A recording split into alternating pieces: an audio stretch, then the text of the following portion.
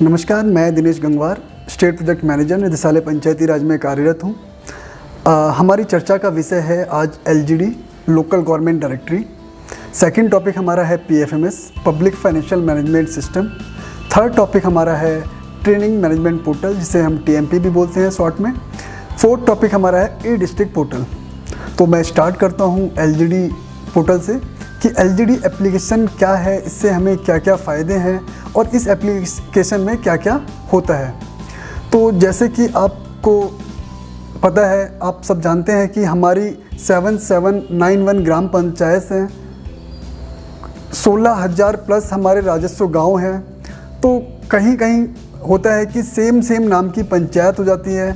Example के लिए अगर मैं बोलूं कि एक रामपुर एक पंचायत रुद्रपुर उधम सिंह नगर में है, दूसरी पंचायत सेम रामपुर नाम की अल्मोड़ा में भी हो सकती है, तो मैं आइडेंटिफाई नहीं कर पाऊंगा कि मैं किस रामपुर का हूं। तो मिनिस्ट्री ऑफ पंचायती राज हमारी भारत सरकार द्वारा एक पोर्टल डेवलप किया गया था 2012-13 में, जिसको हमने एलजीडी लोकल गवर्नमेंट डायरेक्टरी के नाम से जानते हैं। तो इस एलजीडी एप्लीकेशन के अंदर प्रत्येक डिस्ट्रिक्ट को, प्रत्येक ब्लॉक को, प्रत्येक ग्राम पंचायत को और प्रत्येक राजस्व गांव को एक यूनिक आइडेंटिटी दी गई है, जिसको हम बोलते हैं एलजीडी कोड। अगर आपके यहाँ 779 हमारे यहाँ पर 7791 ग्राम पंचायत हैं, तो हमारे पास 7791 एलजीडी कोड्स हैं। हर ग्राम पंचायत के लिए अपना एक यूनिक एलजीडी कोड है। सेम डिस्ट्रिक्ट के लिए भी होता है, सेम ब्लॉक पंचायत के लिए भी यही प्रोसेस होती है और राजस्व गांव के लिए भी सेम होता है। अगर 16,000 प्लस हमारे राजस्व गांव हैं तो 16,000 प्लस हमारे एलजीडी कोड हैं।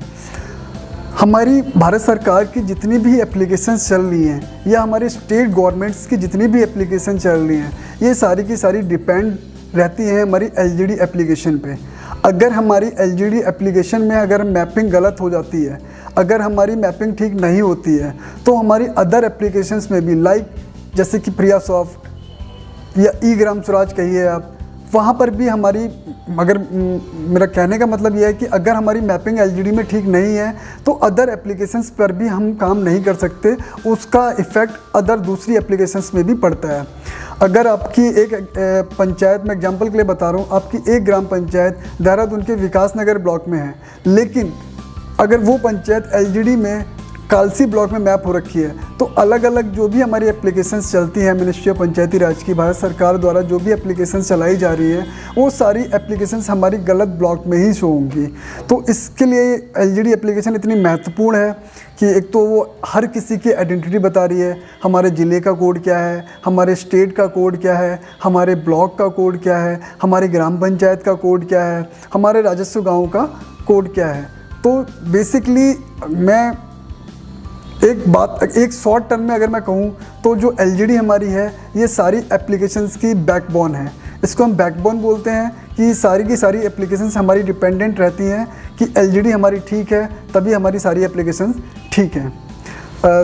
सेकंड टॉपिक हमारा है जिस पे हमें चर्चा करनी है पीएफएमएस। जैसे कि आप सभी को पता है कि डिजिटल इंडिया का ज़माना आ गया है, सभी पंचायतें डिजिटली पेमेंट कर रही हैं। तो मिनिस्ट्री ऑफ पंचायती राज, भारत सरकार और हमारे स्टेट गवर्नमेंट ने भी इस चीज़ को बड़ा अप्रिशिएट किया है। और उत्तराखंड के अंदर फर्स्ट टाइम ऐसा हुआ है कि सभी ग्राम पंचायतों को, सभी क्षेत्र पंचायतों को, सभी जिला पंचायतों को एक सिंगल क्लिक में सेम डे पैसा, जो भी धनराशि उनकी इंस्टॉलमेंट आई थी, वो एक सिंगल क्लिक में हस्तांतरित की गई है। ऐसा उत्तराखंड नहीं, इनफैक्ट ऑल ओवर इंडिया में फर्स्ट टाइम हुआ था कि उत्तराखंड के अंदर सभी त्रिस्तरीय पंचायतों में एक सिंगल क्लिक में पैसा हस्तांतरित किया गया था। अब पीएफएमएस के क्या फ़ायदे हैं, पीएफएमएस क्यों आया, इससे क्या क्या फ़ायदा हो रहा है हम लोगों को। तो जैसे कि मैंने आपको बताया कि पहले क्या होता था हमारे यहाँ पर कि भारत सरकार द्वारा या स्टेट गवर्नमेंट द्वारा हमारे पास जो भी धनराशि आती थी, जो भी इंस्टॉलमेंट हमारे पास आती थी, वो टाइम से ग्राम पंचायतों को या क्षेत्र पंचायतों को या जिला पंचायतों को टाइमली नहीं पहुंच पाती थी। अभी भारत सरकार का नियम है कि आपके पास जो भी धनराशि आ रही है, उसको 15 दिन के अंदर आपकी ग्राम पंचायतों में हस्तांतरित करना अनिवार्य है। तो अभी 22 जून को हमारे माननीय मुख्यमंत्री श्री त्रिवेंद्र सिंह रावत जी द्वारा एक सिंगल क्लिक में उत्तराखंड की त्रिस्तरीय पंचायतों में एक सिंगल क्लिक में पैसा धनराशि को हस्तांतरित किया गया। अब PFMS के मैं आपको फ़ायदे बताता हूँ। एक तो मैंने आपको बता दिया कि जो भारत सरकार ने कहा है कि भाई 15 दिन के अंदर आप धनराशि को ग्राम पंचायत तक या फिर नीचे लेवल तक आपको ट्रांसफ़र करना है, तो वो प्रोसेस हमारी कंप्लीट हो रही है। दूसरा ये है कि जो हमारे लाभार्थी हैं, लाभार्थी मतलब जो हमारे वेंडर्स हैं, जिनसे हम सामान परचेज़ करते हैं, जिनसे हम सामान खरीदते हैं, या जो हमारी लेबर हो गई, पंचायतों में जो हमारी लेबर्स काम कर रहे हैं, हमारे एम्प्लॉयज़ काम कर रहे हैं, उनको सीधे PFMS के द्वारा सीधे भुगतान हो रहा है। पहले क्या होता था, बैंक में चेक लगते थे, फिर चेक इशू, पहले बैंक में जाना पड़ता था, चेक लगाना पड़ता था, लाइन में लगना पड़ता था, फिर 2-3 दिन 4 दिन लगते थे कि उस चेक को अप्रूव होने में, फिर जाके पेमेंट वेंडर या फिर हमारे लाभार्थी जो होते थे, हमारे जो लेबर या जो हमारे एम्प्लॉय होते थे, उनके खाते में पहुँचती थी। लेकिन अब सीधे के सीधे आप PFMS से भुगतान कर रहे हैं, तो मैक्सिमम से 24 घंटे में या 48 घंटे में फर्म को या जो हमारा लाभार्थी है उसको सीधा भुगतान हो जा रहा है। थर्ड हमारा सब्जेक्ट, हमारा टॉपिक है TMP। TMP बोलते हैं ट्रेनिंग मैनेजमेंट पोर्टल। आप सभी अपने ब्लॉक्स में, अपने जनपद में जो ट्रेनिंग्स आपकी होती हैं, किसी के भी माध्यम से आपके ज़िले में जो ट्रेनिंग्स कराई जाती हैं, तो उन ट्रेनिंग्स का पूरी डिटेल्स, जैसे कि कौन वहाँ पे मास्टर ट्रेनर थे, किस प्लेस पे, किस स्थान पे ट्रेनिंग हुई थी, उस ट्रेनिंग में कितने पार्टिसिपेंट्स आए थे, कितने मेल, कितने फीमेल, फिर कैटेगरीज आ जाती है कि OBC, जनरल, SC, ST, तो एक कंप्लीट डिटेल हमारे पास एक बन के आ जाती है, जो कि हम ट्रेनिंग मैनेजमेंट पोर्टल जो हमारी एप्लीकेशंस है, इस एप्लीकेशंस पे हम लोग इसको अपडेट करते हैं। फोर्थ पे हम चर्चा करते हैं। फोर्थ हमारा सब्जेक्ट है ई-डिस्ट्रिक्ट पोर्टल। तो ई-डिस्ट्रिक्ट पोर्टल के बारे में आप जैसे सब जानते ही हैं कि हमारे यहाँ पर पंचायतों में जन्म प्रमाण पत्र, मृत्यु प्रमाण पत्र और परिवार रजिस्टर्ड, ये तीनों चीज़ें ऑनलाइन हो गई हैं। ऑनलाइन के लिए पहले क्या करना होता है, आपको एक CSC सेंटर हमारे हैं, हमारे VLEs वहाँ रहते हैं। आपको अगर जन्म प्रमाण पत्र चाहिए तो आप CSC सेंटर पे जाते हैं, CSC सेंटर से आवेदन करवाते हैं आप ऑनलाइन। तो हमारे ग्राम पंचायत विकास अधिकारी इस चीज़ को डील करते हैं, वही इस चीज़ को मैनेज करते हैं। तो वो आपको ऑनलाइन अपने डिजिटल सर्टिफिकेट, जिसे हम DSC बोलते हैं, डिजिटल सिग्नेचर सर्टिफिकेट के माध्यम से आपको डिजिटली आपका जन्म प्रमाण पत्र या फिर आपको अगर मृत्यु प्रमाण पत्र की नीड होती है तो मृत्यु प्रमाण पत्र या फिर परिवार रजिस्टर्ड, इनफैक्ट परिवार रजिस्टर्ड भी अब आपका ऑनलाइन हो गया कि आपके परिवार में कितने लोग हैं, कौन कौन हैं, क्या एज है, ये सारी की सारी डिटेल्स आपकी ई-डिस्ट्रिक्ट पोर्टल पे कैप्चर हो रही है। अंत में मैं यही कहना चाहता हूँ कि प्रशिक्षण हम सभी के लिए बहुत आवश्यक है। धन्यवाद।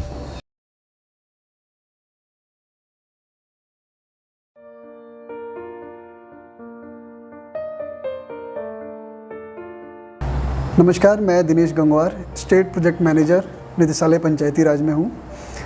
जैसे कि आपको पता है कि मिनिस्ट्री ऑफ पंचायती राज ने के सॉफ्टवेयर्स जो चलते हैं, जैसे कि ई-ग्राम स्वराज एक नया सॉफ्टवेयर अभी मिनिस्ट्री ने लॉन्च किया है। ई-ग्राम स्वराज के अंदर जो सॉफ्टवेयर्स आते हैं, जैसे कि हमारा प्रिया सॉफ्ट, हमारा प्लान प्लस, हमारा एक्शन सॉफ्ट, हमारा NAD, ये चारों एप्लीकेशंस मर्ज करके मिनिस्ट्री ऑफ पंचायती राज ने अब एक सिंगल एप्लीकेशन बना दी है, जिसको नाम दिया है ई-ग्राम स्वराज। जैसे कि आप लोग पहले प्रिया सॉफ्ट में काम करते थे, तो सेम वही प्रोसेस हम लोगों को अब ई-ग्राम स्वराज में करनी है। जैसे आप काम प्लान प्लस में करते थे, सेम वही प्रोसेस, वही फंक्शनलिटी हमारी ई-ग्राम स्वराज में आ गई है। सेम एक्शन सॉफ्ट के लिए जो प्रोसेस आप पहले करते थे, सेम प्रोसेस आपको ई-ग्राम स्वराज में करनी है। जो प्रोसेस आप NAD के लिए करते थे, सेम प्रोसेस आपको ई-ग्राम स्वराज में करनी है। अब मैं आपको बताना चाहता हूँ कि प्लान प्लस क्या है, या ई-ग्राम स्वराज में प्लान प्लस आप कैसे यूज करेंगे। ग्राम सभा की बैठक में जो हमारी प्लान, जो हमारी योजना अनुमोदित होती है, जो अप्रूव होती है, उस योजना को हम प्लान प्लस में अपलोड करते थे। अब उसी योजना को हम प्लान प्लस में ना करके अब हम ई-ग्राम स्वराज पोर्टल पे अपलोड करते हैं। अब जिस योजना को आप अपलोड करते हैं, उस योजना में पूरा आपका डिस्क्रिप्शन आता है कि उस योजना से कितने लोगों को फ़ायदा हो रहा है, उस योजना से किन किन परिवारों को फ़ायदा हो रहा है उस पंचायत में। फॉर एग्ज़ाम्पल अगर कहीं पर कोई हैंडपम्प लग रहा है तो उस हैंडपम्प से उस ग्राम पंचायत के या उस राजस्व गांव के कितने लोगों को फ़ायदा होगा, कितने लोग उस नल से, उस हैंडपम्प से पानी पिएंगे। या फिर कोई अगर सीसी मार्ग बन रहा है तो उस सीसी मार्ग से कितने गांव वाले परिवारों को या कितने लोगों को फ़ायदा होगा, कितना अनुमोदित, मतलब हम कहते हैं कि एस्टिमेट बोलते हैं कि एस्टिमेट अमाउंट उस रोड को या उस हैंडपम्प को लगाने में कितना लगेगा पैसा हमारा। और भी कुछ 2-4 चीज़ें हैं वो उन चीज़ों के साथ उस योजना को हम ई ग्राम स्वराज पोर्टल पे अपडेट करते हैं। जब हम उस योजना को अपडेट कर देते हैं उसके बाद हमारा आता है सेकंड मॉड्यूल प्रियासॉफ्ट। प्रियासॉफ्ट क्या है? प्रियासॉफ्ट हमारा एक अकाउंटिंग सॉफ्टवेयर है। इस एप्लीकेशन के अंदर हमें ग्रांट मिलती है, चाहे हमें केंद्र से मिलती हो चाहे हमें स्टेट गवर्नमेंट से मिलती हो, उन दोनों ग्रांट्स को हम लोग रिसीव करते हैं। रिसीव करने के बाद इसी पोर्टल से हम एक्सपेंडिचर करते हैं। एक्सपेंडिचर का मतलब है कि सीधे हम वेंडर या एम्प्लॉयज़ के खाते में सीधे भुगतान करते हैं। मेरा कहने का मतलब है कि जो भी लाभार्थी है, जो भी हमारा वेंडर है या जो भी हमारा लेबर है, उसके खाते में अब सीधे हम भुगतान करते हैं। पहले हम प्रियासॉफ्ट यूज करते थे, लेकिन अब प्रियासॉफ्ट की जगह अब ई ग्राम स्वराज आ गया है। सेम फंक्शनैलिटी, सारी प्रोसेस हमारी ई ग्राम स्वराज में होती है।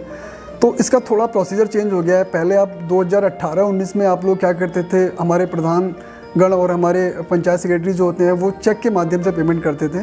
लेकिन मिनिस्ट्री ऑफ पंचायती राज ने 2019-20 से मैंडेट कर दिया है कि जो भी पेमेंट पंचायतों में होगी वो ई ग्राम स्वराज के माध्यम से होगी और ऑनलाइन पेमेंट होगा with the help of DSC. अब डीएससी का यूज करके पेमेंट होगी। ई ग्राम स्वराज में हमारा जो मेकर होते हैं वो हमारे ग्राम पंचायत विकास अधिकारी होते हैं और जो हमारे चेकर होते हैं वो हमारे ग्राम प्रधान जी होते हैं।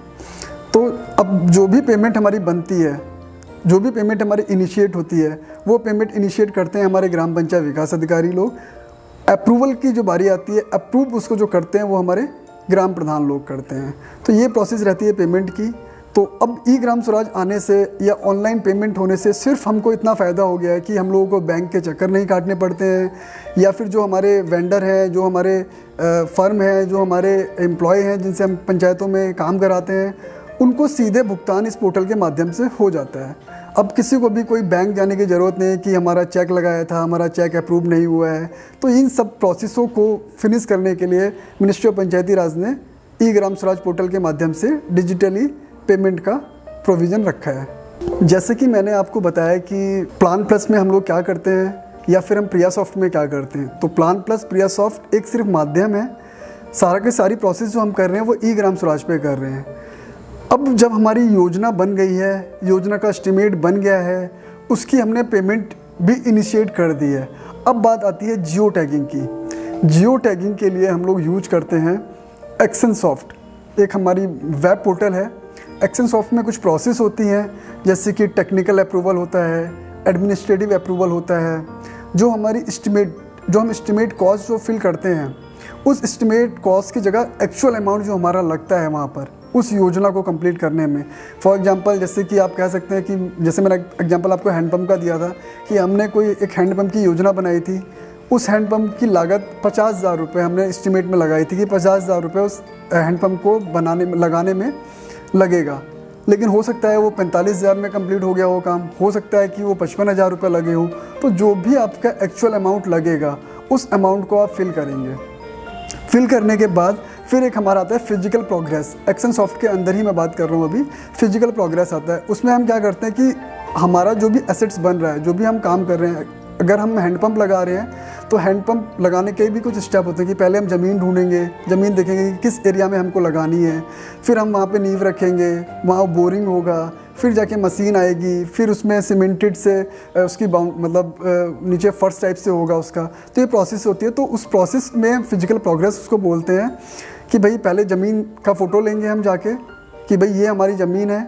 उसके बाद फिर जब वहाँ बोरिंग हो जाएगा, जब काम स्टार्ट हो जाएगा, तब हम वहाँ पे काम स्टार्ट की फ़ोटो ले लेंगे। जब हमारा काम कंप्लीट हो जाएगा तो हम कंप्लीट, जब हमारा फर्श पूरा पड़ जाएगा, हमारा हैंडपम्प लग जाएगा, स्टार्ट हो जाएगा, तब हम एक फाइनल पिक्स लेंगे कि हमारा एक असेट्स बन गया है जो कि हैंडपम्प है और ये इस लोकेशन पे है।